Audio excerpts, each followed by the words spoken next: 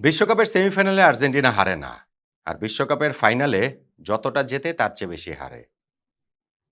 এইবারও সেমিফাইনালে ওঠার পরে সমর্থকদের মধ্যে তো ওই আত্মবিশ্বাসের জায়গাটা ছিল এবং সত্যি সেমিফাইনালটা আর্জেন্টিনা জিতে নিয়েছিল। বিশ্বকাপে যে ৭ বার ফাইনাল আর্জেন্টিনা খেলেছে তার মধ্যে ৬ টা আসরে সেমিফাইনাল ছিল। ১৯৭৮ আসরে সেমিফাইনাল ওই ফরম্যাটে ছিল না। কিন্তু সেই ৬ সেমিফাইনালে আর্জেন্টিনা জিতেছে।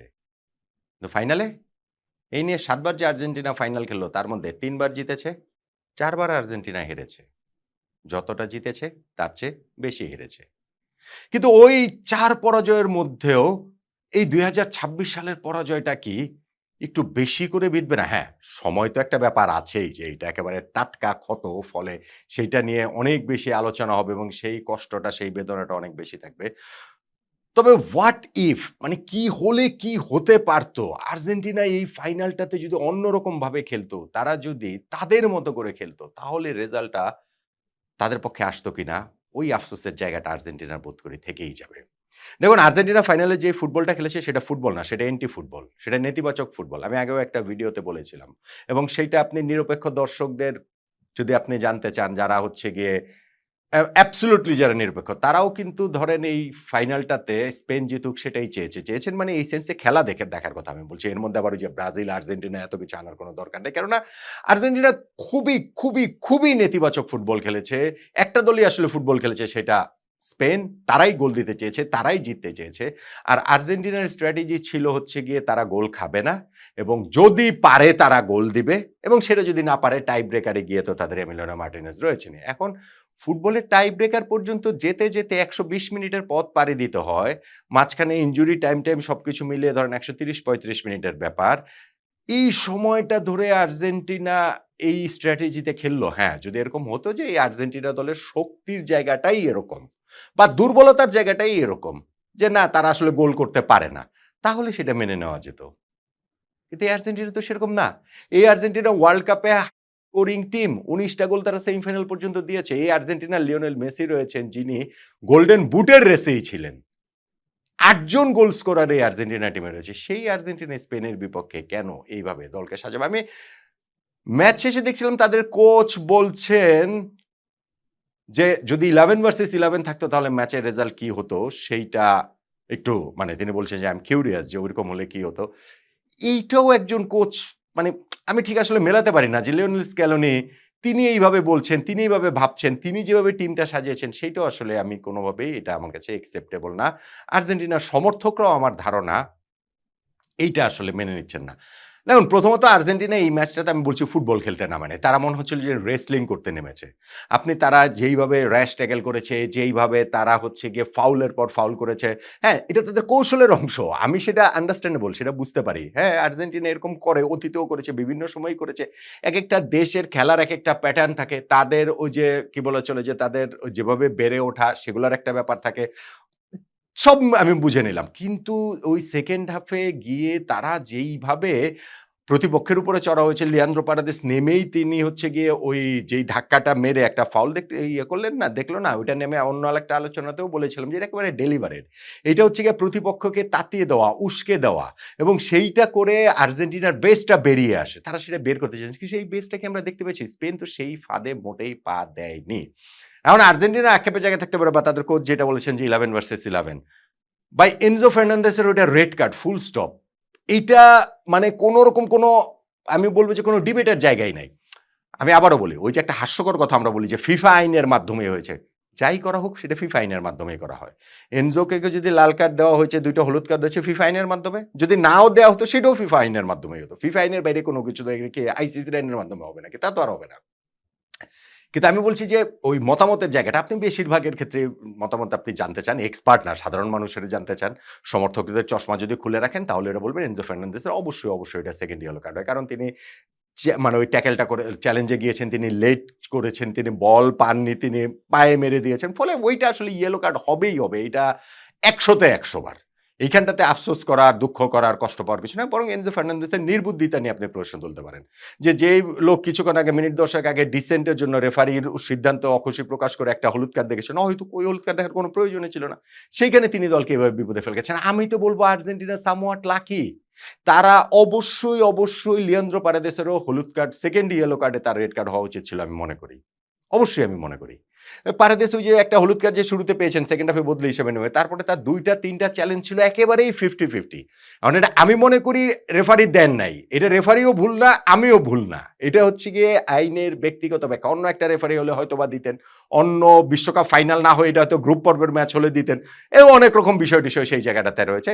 কিন্তু লিয়ান্দ্রো পারেদেস সামহাট খুবই লাকি যে তিনি মাঠে ছিলেন। ফলে আর্জেন্টিনার আসলে এই রেফারিং নিয়েও কোনো কমপ্লেইন করার জায়গা আছে বলে মনে হয় না। তাদের যেটা কমপ্লেইন করার জায়গা আছে যে তারা আসলে এইভাবে খেললো কেন?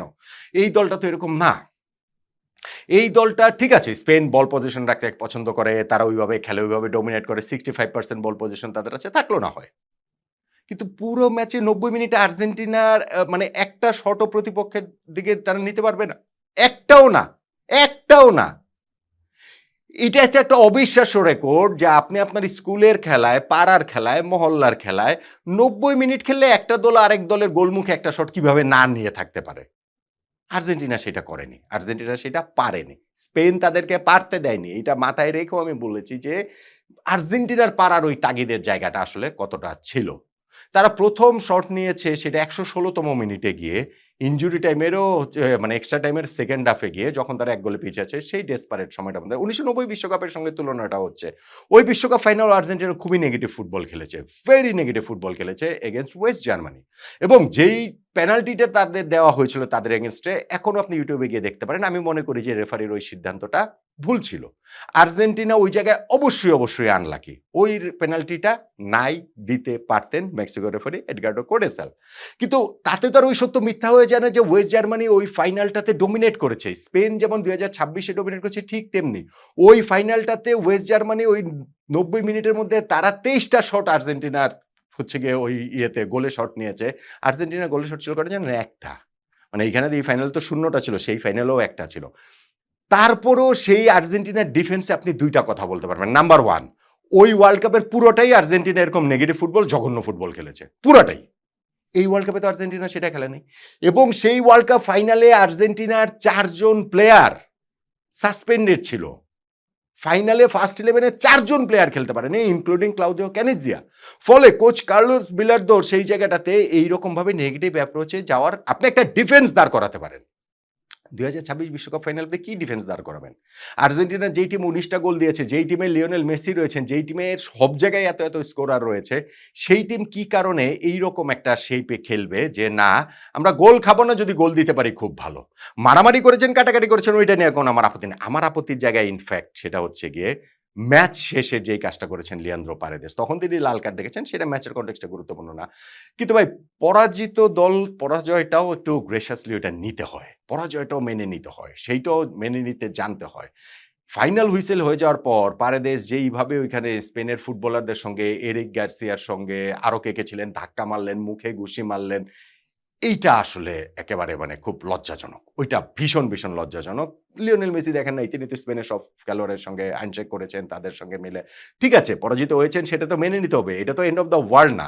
কিন্তু ওই সময় লিয়ান্দ্রো পারেদেসের যে রিঅ্যাকশনটা ছিল সেইটা কোনোভাবেই আসলে এটা অ্যাকসেপ্টেবল না। ফুটবল মাঠে আমরা ওইটা দেখতে চাই না।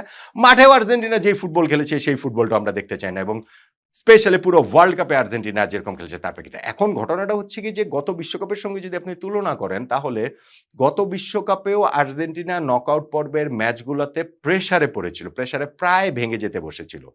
কিন্তু আপনি দেখেন প্রত্যেকটা ম্যাচ আর্জেন্টিনা ডমিনেট করেছে। রাউন্ড অফ 16 এর ম্যাচ অস্ট্রেলিয়ার বিপক্ষে আর্জেন্টিনা ডমিনেট করেছে। হ্যাঁ, ২ গোলে এগিয়ে যাওয়ার পর ১ গোল খেয়ে লাস্টে এমি মার্টিনেজের সেই 1 on 1 সেভের কারণে তারা বেঁচে গেছে, কিন্তু ম্যাচ তারা ডমিনেট করেছে। কোয়ার্টার ফাইনাল নেদারল্যান্ডসের বিপক্ষে থরলি ডমিনেট করেছে, কিন্তু ওই যে শেষ দিকে গিয়ে ভেগস্টের ২টা গোল খেয়ে খেলে এক্সট্রা টাইমে গেল, তারপরে পেনাল্টি শুট আউটে গিয়ে এমি মার্টিনেজের বিরুদ্ধে তারা জিতেছে, কিন্তু ম্যাচ আর্জেন্টিনা ডমিনেট করেছে। সেমিফাইনাল তো একতরফাই খেলেছে ক্রোয়েশিয়ার বিপক্ষে, ফাইনাল ম্যাচটাও ফ্রান্সের বিপক্ষে পুরোটাই আর্জেন্টিনা খেলেছে আনটিল ওই যখন ১ মিনিটের মধ্যে ২টা গোল দিয়ে দিলেন, ২ মিনিটে ২ গোল দিয়ে দিলেন ওইখানে কিলিয়ান এমবাপ্পে। তো এই বিশ্বকাপে কি আমরা সেটা বলতে পারবো? হ্যাঁ, এই বিশ্বকাপে আর্জেন্টিনা একটা ডিফারেন্ট আর্জেন্টিনাকে আমরা দেখেছি। আমি বলছিলাম যে স্ট্রিট ফাইটার আর্জেন্টিনাকে দেখেছি। তারা এই যে নকআউট পর্বে যতগুলো ম্যাচ রয়েছে সেটা কাবো ভের্দে, মিশর, সুইজারল্যান্ড এবং হচ্ছে গিয়ে ইংল্যান্ড, সেই ম্যাচগুলোতে পিছিয়ে পড়ে বা কোণঠাসা অবস্থায় শেষ সময়ে গোল দিয়ে তারা বেরিয়ে এসেছে। সেইটার একটা ক্রেডিট তো অবশ্যই আছে। কিন্তু এট দ্য সেম টাইম কোনোটা ম্যাচে কি আর্জেন্টিনা ডমিনেট করেছে? আর্জেন্টিনা তো ডমিনেট করেনি। আর্জেন্টিনা somewhat লাকি ছিল অনেকগুলো জায়গায়। সেটা রেফারিং ডিসিশন এর কথা বলেন, সেইটা ধরেন হচ্ছে গিয়ে তাদের পাথওয়েটার কথা বলেন, সেইটা বিভিন্ন দলের ব্যর্থতার কথা বলেন। সো অনেকগুলো জায়গাতে আর্জেন্টিনা লাকি ছিল এবং সেগুলো নিয়েই তারা ফাইনাল পর্যন্ত এসেছে। কিন্তু সেই ফাইনালে তারা যেই ফুটবলটা খেলেছে সেইটা নিয়ে আসলে লিওনেল স্ক্যালোনির প্রাউড হওয়ার কিছু নাই।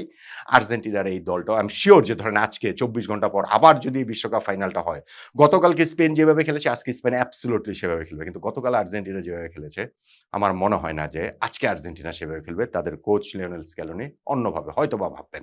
মানে বিশ্বকাপ ফাইনাল হয় নাই সেটা ধরে নিয়ে আমি জাস্ট শুধু বোঝানোর জন্য বলছি।